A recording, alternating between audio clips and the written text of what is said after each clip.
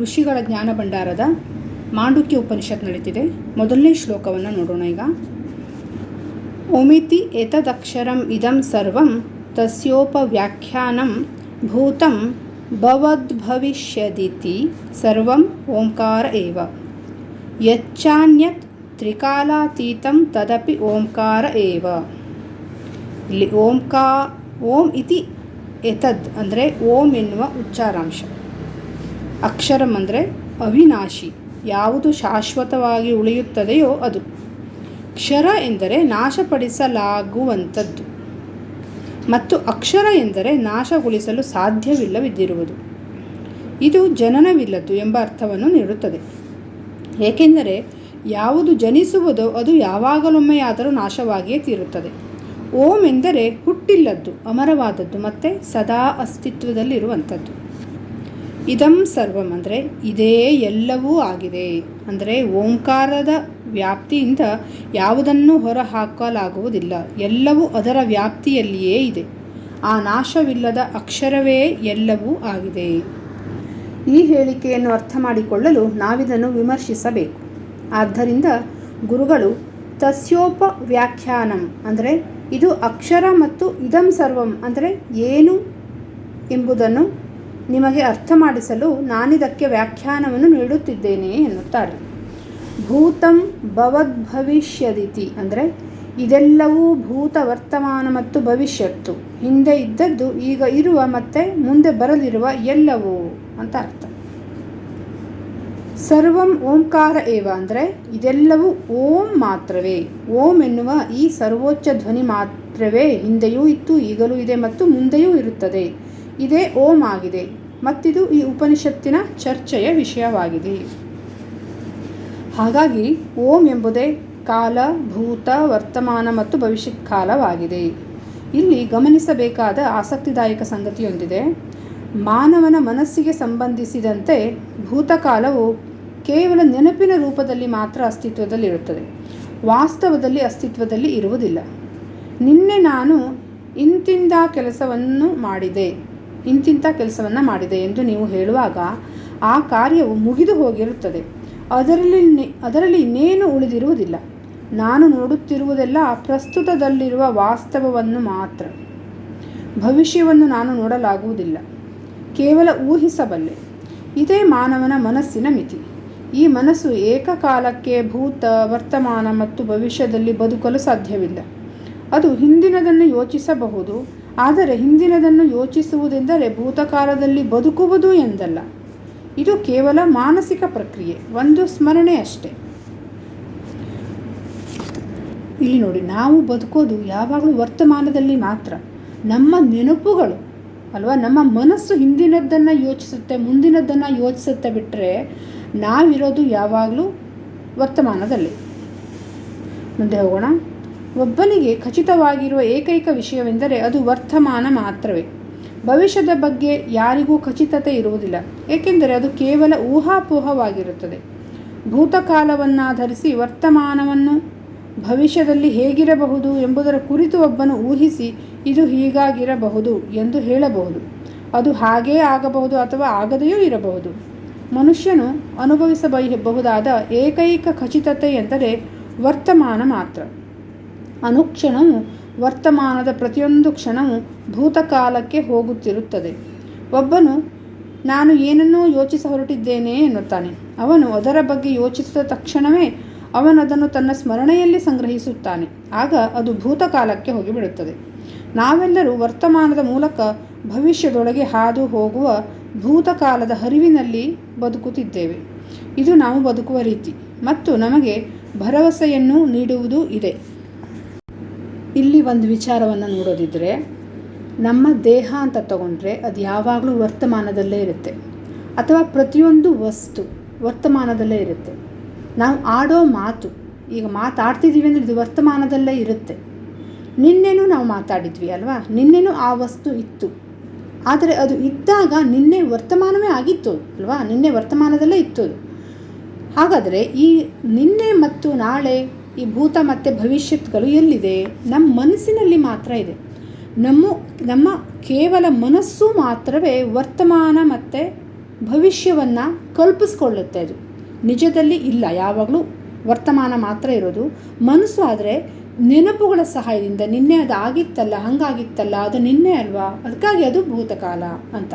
ನಾಳೆ ಇದನ್ನು ಊಹೆ ಮಾಡ್ಕೊಳ್ಳುತ್ತೆ. ನಾಳೆ ಹಂಗೆ ಮಾಡಬೇಕು, ಅದನ್ನು ಮಾಡಬೇಕು, ಹಾಗಾದರೆ ಮುಂದೆ ಹಿಂಗಾಗುತ್ತೆ ಅಂತೆಲ್ಲ ಯೋಚನೆಗಳನ್ನು ಮಾಡಿ ಅದು ಭವಿಷ್ಯವನ್ನು ಕಲ್ಪಿಸ್ಕೊಳ್ಳುತ್ತೆ. ಆದರೆ ನಿಜದಲ್ಲಿ ಇರೋದು ವರ್ತಮಾನ ಮಾತ್ರ. ಮುಂದೆ ಹೋಗೋಣ. ಉಪನಿಷತ್ತಿನಲ್ಲಿ ಉಲ್ಲೇಖಿಸಲಾದ ಪರಮಾತ್ಮ, ಈ ಓಂ ಎನ್ನುವುದು ಭೂತಂ ಭವದ್ಭವಿಷ್ಯದಿತಿ ಸರ್ವಂ, ಅಂದರೆ ಭೂತ, ವರ್ತಮಾನ ಮತ್ತು ಭವಿಷ್ಯತ್ತು ಎಲ್ಲವೂ ಒಂದೇ ಸಮಯದಲ್ಲಿ, ಸರ್ವಂ ಅಂದರೆ ಎಲ್ಲವೂ ಅದರಲ್ಲಿಯೇ ಸೇರಿದೆ. ಭೂತ, ವರ್ತಮಾನ ಮತ್ತು ಭವಿಷ್ಯತ್ ಸಕಲವೂ ಒಟ್ಟಿಗೆ ಒಂದೇ ಕಾಲದಲ್ಲಿ ಇರುತ್ತದೆ. ಇದು ನಮ್ಮ ಗ್ರಹಿಕೆಯ ಸಾಮರ್ಥ್ಯವನ್ನು ಮೀರಿರುವ ಸಂಗತಿಯಾಗಿದೆ. ನೋಡಿ, ಇಲ್ಲೇನು ಹೇಳ್ತಿದ್ದಾರೆ ಅಂದರೆ, ಓಂನ ಒಳಗಡೆನೆ 3 ಕಾಲವು, ಭೂತ, ಭವಿಷ್ಯ ಮತ್ತು ವರ್ತಮಾನ 3 ಅಡಗಿದೆ ಅಂತ ಹೇಳ್ತಿದ್ದಾರೆ. ಇದು ನಮ್ಮ ಗ್ರಹಿಕೆಯ ಸಾಮರ್ಥ್ಯವನ್ನು ಮೀರಿದ್ದು ಅಂತ ಹೇಳ್ತಿದ್ದಾರೆ. ಈ ಗ್ರಹಿಕೆ ಅನ್ನೋದು ಎಲ್ಲಿದೆ? ನಮ್ಮ ಮನಸ್ಸಿನಲ್ಲಿದೆ ಅಲ್ವಾ. ನಮ್ಮ ಮನಸ್ಸು ಯಾವಾಗಲೂ ಭೂತ ಭವಿಷ್ಯತ್ತಿನಲ್ಲಿ ಮಾತ್ರ ಇರುತ್ತೆ. ಅದು ಶುದ್ಧ ವರ್ತಮಾನದಲ್ಲಿ ನಮ್ಮ ಮನಸ್ಸು ಇರೋಕ್ಕೆ ಸಾಧ್ಯ ಇಲ್ಲ. ಆದ್ದರಿಂದ ಮನಸ್ಸಿಗೆ ಸಾಮರ್ಥ್ಯ ಇಲ್ಲ ಶುದ್ಧ ವರ್ತಮಾನವನ್ನು ಅರಿಯೋಕೆ ಮತ್ತು 3 ಕಾಲವನ್ನು ಒಟ್ಟಿಗೆ ಅರಿಯೋಕೆ. ಇನ್ನೊಂದನ್ನು ಹೇಳ್ಬೋದು ನೋಡಿ. ಇಲ್ಲಿ ನಾವೀಗೇನು ಮಾಡ್ತೀವಿ ಅಂದರೆ, ನಮ್ಮ ವ್ಯವಹಾರದ ಅನುಕೂಲಕ್ಕೆ, ದಿನನಿತ್ಯದ ಕಾರ್ಯದ ಅನುಕೂಲಕ್ಕೆ ಪ್ರಕೃತಿಯ ಕೆಲವು ಚಲನೆಯನ್ನು ನಾವು ಟೈಮ್ ಅಂತ ಕನ್ಸಿಡರ್ ಮಾಡ್ತೀವಿ ಅಲ್ವಾ. ಈಗ ಬೆಳಗಾಯಿತು, ರಾತ್ರಿ ಆಯಿತು, ಭೂಮಿಯ ಭ್ರಮಣವನ್ನು ಇಟ್ಟುಕೊಂಡು ನಾವು ಅದು ಒಂದು ಸಾರಿ ತಿರುಗಿದಾಗ ಭೂಮಿ ತನ್ನ ಸುತ್ತಲೂ 1 ದಿನ ಆಯಿತು ಅಂತ ನಾವು ಹೇಳ್ಕೊತೀವಿ. ಯಾಕೆಂದರೆ ಒಮ್ಮೆ ರಾತ್ರಿಯಾಗಿ ಕತ್ತಲು ಕವಿದು ಮತ್ತೆ ಬೆಳಕಾಗುತ್ತಲ್ಲ, ಅದನ್ನು ನಾವು 1 ದಿನ ಅಂತ ಇಟ್ಕೊಂಡು ಅದಕ್ಕೆ ಗಂಟೆಗಳನ್ನು ನಾವು ಡಿವೈಡ್ ಮಾಡಿಕೊಂಡು ಪ್ರತಿಯೊಂದನ್ನು ವರ್ಷ ಎಲ್ಲವನ್ನು ನಾವು ಆರ್ಗನೈಸ್ ಮಾಡ್ತೀವಿ. ಅಂದರೆ ಪ್ರಕೃತಿಯ ಕೆಲವು ಬದಲಾವಣೆ. ನಾವು ಅದರಲ್ಲಿ ಚೈತ್ರ ಮಾಸ, ಬೇರೆ ಬೇರೆ ಮಾಸ ಅಂತ ನಾವು ಕನ್ಸಿಡರ್ ಮಾಡ್ತೀವಿ ಅಲ್ವಾ.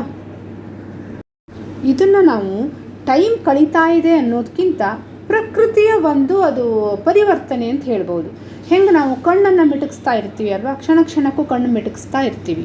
ಅದೇ ಥರ ಅದು ಭೂಮಿಯ ತನ್ನ ಕಾರ್ಯ ಅಷ್ಟೇ. ತನ್ನ ಸುತ್ತ ತಿರುಗೋದು ತಾನು, ಮತ್ತು ಸೂರ್ಯನ ಸುತ್ತ ತಿರುಗೋದು. ಅದನ್ನು ನಾವು ಇಟ್ಕೊಂಡಿದ್ದೀವಿ ಬಿಟ್ಟರೆ ನಮ್ಮ ವ್ಯವಹಾರಕ್ಕೆ ಅದು ಕಾಲ ಮುಂದೆ ಹೋಗ್ತಾ ಇದೆ ಅನ್ನೋ ಅರ್ಥದ ಅಲ್ಲ ಅದು. ಹಾಗಾದರೆ ಇನ್ನೊಂದು ಪ್ರಶ್ನೆ ಬರ್ಬೋದು. ನಮ್ಮ ದೇಹ ಫಸ್ಟ್ ಹುಟ್ಟುತ್ತೆ, ನಂತರ ಯೌವನ ಎಲ್ಲ ಅವಸ್ಥೆಗಳನ್ನು ದಾಟಿಕೊಂಡು ಒಂದಿನ ಸಾಯುತ್ತೆ.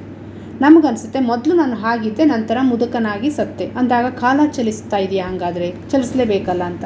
ಇಲ್ಲ, ಕಾಲ ಚಲಿಸಲ್ಲ. ಅಲ್ಲಿ ವರ್ತಮಾನ ಮಾತ್ರ ಇರೋದು. ನಾವು ಚಲಿಸ್ತೇವೆ, ನಾವು ರೂಪಾಂತರ ಹೊಂದುತ್ತೇವೆ, ಪರಿವರ್ತನೆಯನ್ನು ಹೊಂದುತ್ತೇವೆ. ಒಂದು ದಿನ ಶರೀರ ಕೃಶವಾದಾಗ ಅದು ಸಾಯುತ್ತೆ. ಹೀಗೆ ಪ್ರತಿಯೊಂದು ಜೀವಿಗಳು, ಗಿಡ, ಮರ, ಪ್ರಕೃತಿ ತಮ್ಮ ತಮ್ಮ ಕಾರ್ಯಗಳನ್ನು ಮಾಡ್ತಾ ಇರುತ್ತೆ. ಆ ಕಾರ್ಯದ ಬದಲಾವಣೆ ಇದೆಯಲ್ಲ, ನಮ್ಮಲ್ಲಿ ಸಮಯದ ಕಲ್ಪನೆಯನ್ನು ಹುಟ್ಟಿಸುತ್ತೆ ಅಷ್ಟೆ. ಅರ್ಥವಾಯಿತು ಅನ್ಕೋತೀನಿ. ಮುಂದೆ ಹೋಗೋಣ. ಸಾಮಾನ್ಯವಾಗಿ ಭೂತಕಾಲ ಎಂದು ಹೇಳಿದಾಗ ನಾವು ಈ ಹಿಂದೆ ಸಂಭವಿಸಿದ ಯಾವುದನ್ನೋ ಯೋಚಿಸುತ್ತೇವೆ. ನಾವು ಭವಿಷ್ಯದ ಬಗ್ಗೆ ಯೋಚಿಸುವಾಗ ಮುಂದೆ ಸಂಭವಿಸಲಿರುವ ಮತ್ಯಾವುದನ್ನು ಊಹಿಸುತ್ತೇವೆ. ಆದರೆ ಸರ್ವೋಚ್ಚ ಓಂಗೆ ಈ ಹಿಂದೆ ಏನಾಯಿತು, ಈಗ ಏನಾಗುತ್ತದೆ, ಮುಂದೆ ಏನಾಗಲಿದೆ ಎಂಬುದೆಲ್ಲವೂ ಒಂದೇ ಸಮಯದಲ್ಲಿ ತಿಳಿದಿರುತ್ತದೆ. ಅಂತಹ ಸ್ಥಿತಿ ನಮ್ಮ ಕಲ್ಪನೆಗೂ ನಿಲುಕದ್ದು. ಮಾನವನ ಮನಸ್ಸು ಅದನ್ನು ಅರಿಯಲು ಅಸಮರ್ಥವಾಗಿದೆ. ನಾವು ಜೀವನವನ್ನು ಮತ್ತದರ ಅನುಭವವನ್ನು ಪ್ರತ್ಯೇಕವಾಗಿ ಭೂತ, ವರ್ತಮಾನ ಮತ್ತು ಭವಿಷ್ಯದ ರೂಪದಲ್ಲಿ ಮಾತ್ರ ಆಲೋಚಿಸಬಹುದಾಗಿದೆ. ಆದರೆ ಮಾಂಡೂಕ್ಯ ಉಪನಿಷತ್ತಿನ ಋಷಿಯು ಹೀಗೆ ಹೇಳುತ್ತಾರೆ, ಯಚ್ಚಾನ್ಯತ್ ತ್ರಿಕಾಲಾತೀತಂ ತದಪಿ ಓಂಕಾರ ಏವ. ಅಂದರೆ ತ್ರಿಕಾಲವನ್ನು ಮೀರಿರುವ ವಸ್ತುವೊಂದು ಅಸ್ತಿತ್ವದಲ್ಲಿದೆ. ಅದು ಭೂತ, ವರ್ತಮಾನ, ಭವಿಷ್ಯವನ್ನು ಮೀರಿರುವ ಓಂ ಆಗಿದೆ. ಓಂನಿಂದಾಚೆ ಏನೂ ಇಲ್ಲ. ಓಂ ಪರಮಾತ್ಮನನ್ನು ಪ್ರತಿನಿಧಿಸುತ್ತದೆ. ಉಪನಿಷತ್ತಿನ ಸರ್ವೋಚ್ಚ ಬ್ರಹ್ಮನನ್ನು ಇಲ್ಲಿ ಸೂಚಿಸಲಾಗಿದೆ. ಅದು ಭೂತ, ವರ್ತಮಾನ ಮತ್ತು ಭವಿಷ್ಯತ್ತನ್ನು ಮೀರಿದ್ದು ಎಂದು ವಿವರಿಸಲಾಗಿದೆ. ಈ ಹಿಂದೆ ವಿವರಿಸಿದಂತೆ ಭೂತ, ವರ್ತಮಾನ ಹಾಗೂ ಭವಿಷ್ಯತ್ತನ್ನು ಮೀರಿದ ಅದರ ಚಿಂತನೆಯು ಮನಸ್ಸಿನ ಗ್ರಹಿಕೆಗೂ ನಿಲುಕದ್ದು. ನಾವದನ್ನು ಗ್ರಹಿಸಲು ಸಾಧ್ಯವಿಲ್ಲ, ಏಕೆಂದರೆ ನಮ್ಮೆಲ್ಲ ಅನುಭವಗಳು ಕಾಲದ ಪರಿಮಿತಿಯೊಳಗೆ ಒಳಪಟ್ಟಿದೆ. ನಾನಿಲ್ಲಿ ಇನ್ನೊಂದು ವಿಚಾರವನ್ನು ಹೇಳ್ತೀನಿ ನೋಡಿ. ಈಗ ಕಾಲ ಅಂತ ಪರಿಗಣಿಸೋದು ನಾವು ಯಾವಾಗ? ಚಲಿಸ್ಬೇಕು ಅದು ಅಲ್ವಾ? ಒಂದು ಕ್ಷಣ ಹಿಂದೆ ಇದ್ದದ್ದು ಒಂದು ಕ್ಷಣ ಮುಂದೆ ಹೋಯಿತು, ನಿನ್ನೆ ಇದ್ದದ್ದು ನಾಳೆ ಆಯಿತು ಅಲ್ವಾ? ಅದು ಚಲಿಸಿದಾಗ ಮಾತ್ರ ಕಾಲ ಅಂತ ನಾವು ಕನ್ಸಿಡರ್ ಮಾಡ್ತೀವಿ. ಓನ್ಲಿ ವರ್ತಮಾನ ಮಾತ್ರ ಇತ್ತು ಅಂದಾಗ, ಕೇವಲ ವರ್ತಮಾನ ಇದ್ದಾಗ ಅದು ಚಲಿಸೋದಿಲ್ಲ ಅಲ್ವಾ? ಚಲಿಸಿದ್ರೆ ಭೂತ ಭವಿಷ್ಯತ್ತಾಯಿತು. ಯಾವಾಗ ಚಲಿಸಲ್ಲ ಅದನ್ನು ಕಾಲ ಅಂತ ಹೆಂಗೆ ಕರೆಯೋದು? ಕಾಲದ ಮೂಲ ಗುಣವೇ ಚಲಿಸೋದು ಅಲ್ವಾ? ಹಾಗಾಗಿ ಚಲಿಸದ ವರ್ತಮಾನವನ್ನು ಕಾಲ ಅಂತ ಕರೆಯೋಕ್ಕಾಗಲ್ಲ. ಹಾಗಾಗಿ ಅದು ನಮ್ಮ ಕಲ್ಪನೆಗೂ ಮೀರಿದ್ದು ಅಂತ. ಓಂ ಅನ್ನೋದು ನಮ್ಮ ಕಲ್ಪನೆ ಮೀರಿದ್ದು, ಹಾಗೂ ಭೂತ ವರ್ತಮಾನ ಭವಿಷ್ಯತ್ತನ್ನು ಕೂಡ ಮೀರಿದ್ದು ಅಂತ ಹೇಳ್ತಿದ್ದಾರೆ. ಮುಂದೆ ಹೋಗೋಣ. ಈ ಉಪನಿಷತ್ತು ಒಂದೆಡೆ ನಾವು ಅಷ್ಟು ಅಲ್ಪರು ಎಂಬುದನ್ನು ತೋರಿಸಿದರೆ, ಮತ್ತೊಂದೆಡೆ ನಾವು ಆ ಪರಮಾತ್ಮನ ಅಂಶವಾಗಿರುವುದರಿಂದ ನಿಜವಾಗಿಯೂ ಮಹತ್ವವುಳ್ಳವರು ಎಂದು ನಮಗೆ ಹೇಳುತ್ತದೆ. ಇದು ಎರಡೂ ರೀತಿಯಲ್ಲಿಯೂ ಹೇಳುತ್ತದೆ. ಯಾವುದೇ ಉಪನಿಷತ್ತನ್ನು ಓರ್ವನು ಒಂದು ನಿರ್ದಿಷ್ಟ ಹಂತದ ಸಾಧನೆಯ ನಂತರ ಮಾತ್ರ ಅರಿಯಬಹುದಾಗಿದೆ. ಇಲ್ಲದೆ ಹೋದಲ್ಲಿ ಅದರ ಕೆಲವು ಭಾಗಗಳು ಬರಿದೇ ಪರಿಕಲ್ಪನೆಯಾಗಿ ಕಾಣಿಸಬಹುದು. ನಾವು ಮಾನಸಿಕ ಸಿದ್ಧತೆಯೊಂದಿಗೆ ಜಾಗರೂಕತೆಯಿಂದ ನಿಧಾನವಾಗಿ ಮುಂದುವರಿಯಬೇಕು, ನಂತರ ಅರಿಯಲು ಪ್ರಯತ್ನಿಸಬೇಕು. ನಾನು ಗಮನಿಸಿದಂಗೆ ಕೆಲವು ಜನ ಆಧ್ಯಾತ್ಮ ಅನ್ನೋದನ್ನು ಒಂದು ಕಲ್ಪನೆಯಾಗಿ ತಗೊಂಡ್ಬಿಡ್ತಾರೆ. ಪಾರಮಾರ್ಥಿಕ ಅನ್ನೋದನ್ನು ಬೇರೆಯಾದದ್ದು, ನಮ್ಮ ಈಗಿನ ಪ್ರಪಂಚಕ್ಕಿಂತ ಬೇರೆಯಾದದ್ದು, ಅದು ದೇವರು ಮತ್ತು ದೇವತೆಗಳು ಇರೋ ಬೇರೆ ಪ್ರಪಂಚ ಅಂತ ತೊಗೊಂಡ್ಬಿಡ್ತಾರೆ. ಅದು ಆ್ಯಕ್ಚುಲಿ ಕಲ್ಪನೆ ಆಗಿಬಿಡುತ್ತೆ. ಆದರೆ ಯಾವಾಗ ನಾವು ಒಂದು ಸೈಂಟಿಫಿಕ್ ಮೈಂಡಿಂದ ನೋಡ್ತೀವಿ, ತರ್ಕಬದ್ಧವಾಗಿ ಬುದ್ಧಿಶಕ್ತಿಯಿಂದ ಜಾಗರೂಕತೆಯಿಂದ ನಿಧಾನವಾಗಿ ಅಂತ ಹೇಳ್ತಾರಲ್ಲ, ಜಾಗರೂಕತೆಯಿಂದ ಪ್ರತಿಯೊಂದನ್ನು ಅಬ್ಸರ್ವ್ ಮಾಡಿ ನೋಡ್ತೀವಿ, ಆವಾಗ ನಮಗಲ್ಲಿ ಒಂದು ಸೈನ್ಸೇ ಕಾಣಿಸುತ್ತೆ. ಆಗ ಅರ್ಥ ಆಗುತ್ತೆ. ಆ ರೀತಿ ಅರ್ಥ ಮಾಡ್ಕೊಳ್ಳೋದು ಜ್ಞಾನದ ಒಂದು ಮಾರ್ಗ ಆಯ್ತದು.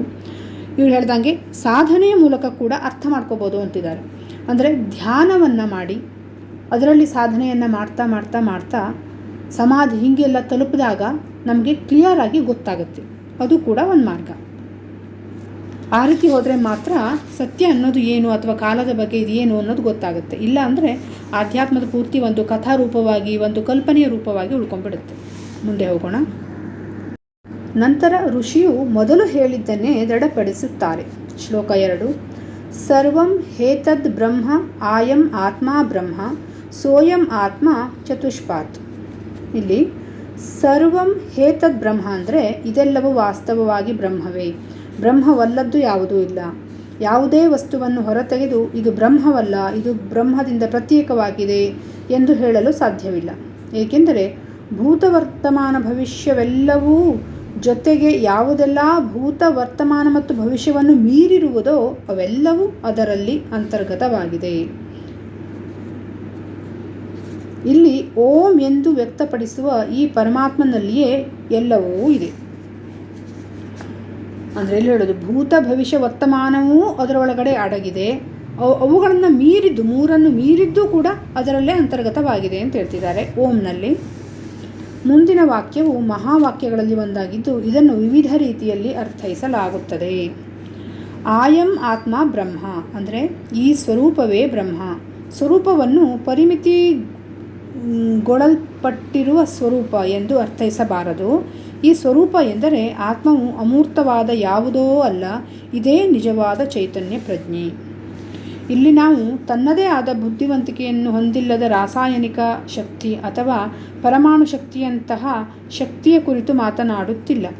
ಬದಲಿಗೆ ಬುದ್ಧಿವಂತಿಕೆಯ ಶಕ್ತಿಯ ಬಗ್ಗೆ ಮಾತನಾಡುತ್ತಿದ್ದೇವೆ. ಬುದ್ಧಿವಂತ ಜೀವನ ಬಗ್ಗೆ ಮಾತನಾಡುತ್ತಿದ್ದೇವೆ. ನಾವು ಅಮೂರ್ತತೆಯ ಕುರಿತು ಅಥವಾ ಮನಸ್ಸಿನ ಸ್ಥಿತಿಯ ಬಗ್ಗೆ ಮಾತನಾಡುತ್ತಿಲ್ಲವೆಂಬುದನ್ನು ಸೂಚಿಸಲು ಇಲ್ಲಿ ಆತ್ಮ ಎಂಬ ಪದವನ್ನು ಬಳಸಲಾಗಿದೆ. ನಾವು ಜೀವನ ಕುರಿತು ಮಾತನಾಡುತ್ತಿದ್ದೇವೆ. ಜೀವನಿಗೆ ಮಾತ್ರವೇ ಆತ್ಮವಿದೆ. ನಿರ್ಜೀವ ವಸ್ತುವು ಆತ್ಮವನ್ನು ಹೊಂದಿರುವುದಿಲ್ಲ. ಆದ್ದರಿಂದ ಈ ಓಂ ಬ್ರಹ್ಮವು ಗಾಳಿಯಲ್ಲಿ ತೇಲಾಡುವ ಅಮೂರ್ತ ವಸ್ತುವಲ್ಲ, ಕಲ್ಪನೆಯೂ ಅಲ್ಲ. ದೇವರು ಮನಸ್ಸಿನ ಸ್ಥಿತಿ ಎಂದು ಯಾರೋ ಹೇಳಿದ್ದರು. ದೇವರು ಮನಸ್ಸಿನ ಸ್ಥಿತಿ ಮಾತ್ರವಲ್ಲ, ಒಂದು ನಿರ್ದಿಷ್ಟ ಮನಸ್ಸಿನ ಸ್ಥಿತಿಯಲ್ಲಿ ಬಹುಶಃ ಒಬ್ಬನು ದೇವನೊಂದಿಗೆ ನಿಕಟ ಸಂಪರ್ಕವನ್ನು ಹೊಂದಿರಬಹುದು. ಇದು ಅರ್ಥವಾಗುವಂತಹದ್ದಾಗಿದೆ. ಆದರೆ ದೇವರು ಮನಸ್ಸಿನ ಸ್ಥಿತಿ ಎಂಬ ಹೇಳಿಕೆಯು ಅದರ ಅರ್ಥೈಸುವಿಕೆಯಲ್ಲಿರುವ ಸಂಕುಚಿತತೆಯನ್ನು ತೋರಿಸುತ್ತದೆ. ಮೊದಲು ಋಷಿಯು ಸರ್ವಂ ಹಿ ಏತದ್ ಬ್ರಹ್ಮ ಅಂದರೆ ಈ ಎಲ್ಲವೂ ನಿಜವಾಗಿಯೂ ಆ ಬ್ರಹ್ಮವೇ ಎಂದು ಹೇಳುತ್ತಾರೆ. ನಂತರ ಅವರು ಆಯಂ ಆತ್ಮ ಬ್ರಹ್ಮ, ಅಂದರೆ ಈ ಆತ್ಮವೂ ಬ್ರಹ್ಮವೇ ಎನ್ನುತ್ತಾರೆ. ಆ ಪರಮಸತ್ಯವಾದ ಬ್ರಹ್ಮವೇ ಆತ್ಮ, ಅಂದರೆ ಇದು ಒಂದು ಚೈತನ್ಯ ಪ್ರಜ್ಞೆ ಆಗಿದ್ದು ಅಮೂರ್ತ ಕಲ್ಪನೆಯಲ್ಲ. ಸೋಯಂ ಆತ್ಮ ಚತುಷ್ಪಾತ್, ಅಂದರೆ ಈ ಆತ್ಮ ಭೂತ, ವರ್ತಮಾನ ಮತ್ತು ಭವಿಷ್ಯವನ್ನು ಮೀರಿದ ಈ ಚೈತನ್ಯ ಪ್ರಜ್ಞೆಗೆ 4 ಪಾದಗಳು. ಚತುಷ್ಪಾದ, ನಾವು 4 ಪಾದಗಳನ್ನು ಅಧ್ಯಯನ ಮಾಡೋಣ ಮತ್ತು ಅವು ಓಂಕಾರಗೊಂದೊಂದಿಗೆ ಹೇಗೆ ಸಂಬಂಧಿಸಿದೆ ಎಂಬುದನ್ನು ನೋಡೋಣ. ಓಂ ಅನ್ನು 3 ಉಚ್ಚಾರಾಂಶಗಳಾಗಿ ವಿಂಗಡಿಸಲಾಗಿದೆ. ಅವು ಅ, ಉ ಮತ್ತು ಮ. ಓಂಕಾರದ ಒಂದು ಅರ್ಥ ವಿವರಣೆ ಏನೆಂದರೆ, ಆ ಸೃಷ್ಟಿಯ ಆರಂಭವನ್ನು, ಉ ಸೃಷ್ಟಿಯ ಸಂರಕ್ಷಣೆಯನ್ನು ಮತ್ತು ಮ ಸೃಷ್ಟಿಯ ಅಂತ್ಯವನ್ನು ಪ್ರತಿನಿಧಿಸುತ್ತದೆ. ಆದ ಕಾರಣ ಓಮನ್ನು ಸೃಷ್ಟಿ, ಸ್ಥಿತಿ, ಲಯ ಎಂದು ಅರ್ಥೈಸಲಾಗುತ್ತದೆ. ವಾಸ್ತವವಾಗಿ ಲಯವನ್ನು ಪ್ರಳಯ ಎಂದು ಅರ್ಥೈಸದೆ ಪುನರುಜ್ಜೀವನ ಎಂದು ಕರೆಯಬೇಕು. ಏಕೆಂದರೆ ಹಳೆಯದು ನಾಶವಾದಾಗ ಮಾತ್ರವೇ ಹೊಸದು ಸೃಜಿಸುತ್ತದೆ. ಈ ಉಪನಿಷತ್ತಿನಲ್ಲಿ ಓಂ ನಮ್ಮ ಪ್ರಜ್ಞೆಯ ವಿವಿಧ ಅವಸ್ಥೆಗಳನ್ನು ಸೂಚಿಸುತ್ತದೆ. ಜಾಗೃತಾವಸ್ಥೆ, ಸ್ವಪ್ನಾವಸ್ಥೆ ಮತ್ತು ಸುಷುಪ್ತಿ. ನಾವೆಲ್ಲರೂ ಇವುಗಳನ್ನು ಏಕರೂಪವಾಗಿ ಅನುಭವಿಸುತ್ತೇವೆ. ನಾವು ನಿರಾಕರಿಸಲೇ ಆಗದ ವಿಷಯವಿದು. ನಾವು ಎಚ್ಚರವಾಗಿರುತ್ತೇವೆ, ಕನಸು ಕಾಣುತ್ತೇವೆ ಮತ್ತು ಗಾಢವಾಗಿ ನಿದ್ರಿಸುತ್ತೇವೆ. ಇದು ಎಲ್ಲರಿಗೂ ಸಮಾನವಾಗಿದೆ. ಮಾಂಡುಕ್ಯ ಉಪನಿಷತ್ತು ಅಕಾರವನ್ನು ಎಚ್ಚರದ ಅವಸ್ಥೆ ಅಥವಾ ಜಾಗೃತಾವಸ್ಥೆಯೊಂದಿಗೆ, ಊಕಾರವನ್ನು ಕನಸಿನ ಅವಸ್ಥೆ ಅಥವಾ ಸ್ವಪ್ನಾವಸ್ಥೆಯೊಂದಿಗೆ ಮತ್ತು ಮಕಾರವನ್ನು ಗಾಢನಿದ್ರೆ ಅಥವಾ ಸುಷುಪ್ತ ಅವಸ್ಥೆಯೊಂದಿಗೆ ಗುರುತಿಸುತ್ತದೆ. ಓಂ ಅಂದರೆ ಅ, ಉ ಮತ್ತು ಮಕಾರಗಳ 3 ಉಚ್ಚಾರಾಂಶಗಳ ಜೊತೆಗೆ ಅರ್ಧ ಮಾತ್ರೆಯೊಂದಿದೆ. ಅದು ಓಂ ಅನ್ನು ಪಠಿಸಿದ ನಂತರ ಬರುವ ಶಬ್ದವಾಗಿದೆ. ನಾವು ಓಂ ಎಂದಾಗ ಆ ಕೊನೆಯ ಎಂಬುದು ಅರ್ಧ ಮಾತ್ರೆಯಾಗಿದೆ. ನೋಡಿ, ನಾವು ಓಂ ಅನ್ನುವಾಗ ಅಂತಂದಾಗ ಅ, ಓ ಪೂರ್ತಿಯಾಗಿ ಹೇಳ್ತೀವಿ. ಮ ಅನ್ನಲ್ಲ, ಅಂತ ಅರ್ಧ ಮಾತ್ರ ಹೇಳ್ತೀವಿ. ಅದಕ್ಕಾಗಿ ಇವರು ಮ ಅನ್ನೋದು ಅರ್ಧ ಮಾತ್ರೆಯಾಗಿದೆ ಅಂತ ಹೇಳ್ತಿದ್ದಾರೆ. ಈಗ ಇವತ್ತಿಗೆ ಇಷ್ಟು ಸಾಕು. ಮುಂದಿನ ಭಾಗದಲ್ಲಿ ಮುಂದಿನದು ನೋಡೋಣ. ಮುಂದಿನ ಶ್ಲೋಕ ಕೂಡ ಇದರ ವಿವರಣೆ ಅಂತ ಹೇಳ್ತಿದ್ದಾರೆ.